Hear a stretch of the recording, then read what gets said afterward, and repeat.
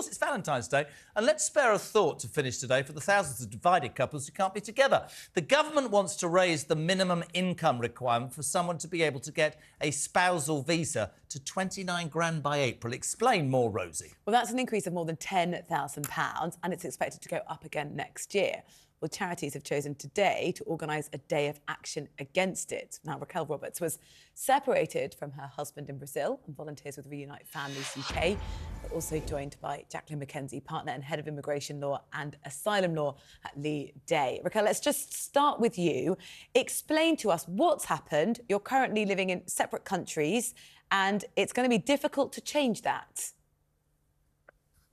Yes, the minimum income requirement for a spouse to sponsor a spouse visa has been 18,600, and yeah, I've struggled to achieve this for the last 4.5 years.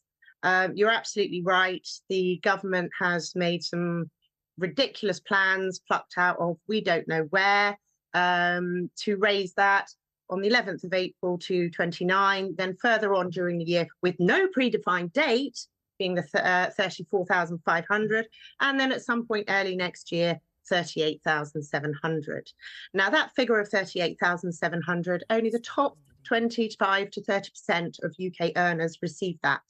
Raquel, help me out. Raquel, help me out. I don't want to get down into figures. I want to talk about the reality of this. Please forgive me, right? Was your husband living in this country, and because you can't earn this amount of money, he's had to leave this country? Is that the reality of this story? No, the reality of this story is I'm a British citizen, born and bred in the UK. I have lived in Brazil. He is Brazilian. That is where we met. That is where we married.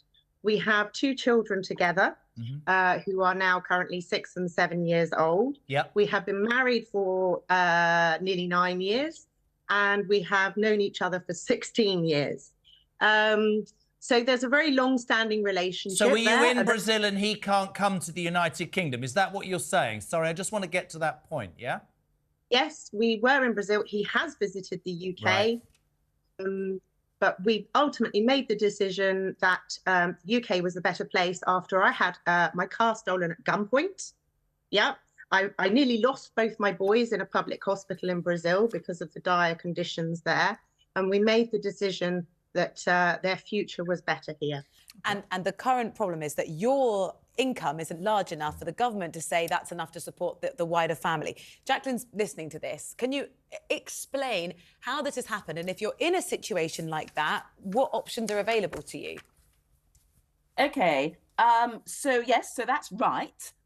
British citizens or anybody settled in the UK wanting to bring a partner has to do several things. Now, firstly, they have to show that they have this income of 18,600. And in April, that figure goes up to 29,000. Next year, it goes up to 38,700, way above the mean income of anyone in the UK.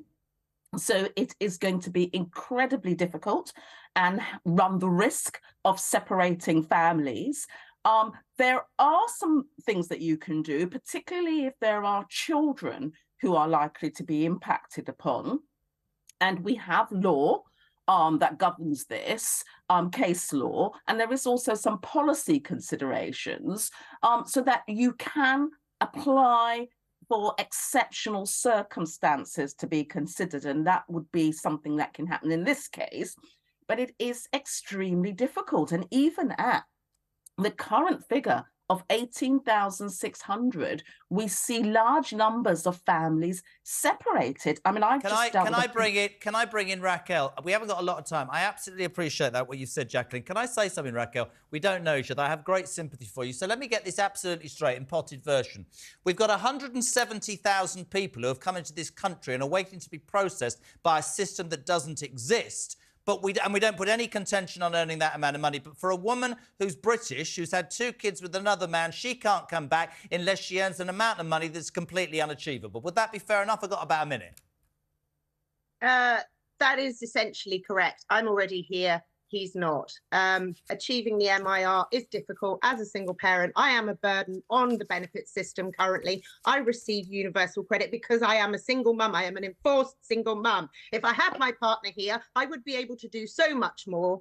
I wouldn't have to take 2 weeks off to look after sick kids. I wouldn't have to have a week off in between Christmas and New Year because there's no childcare.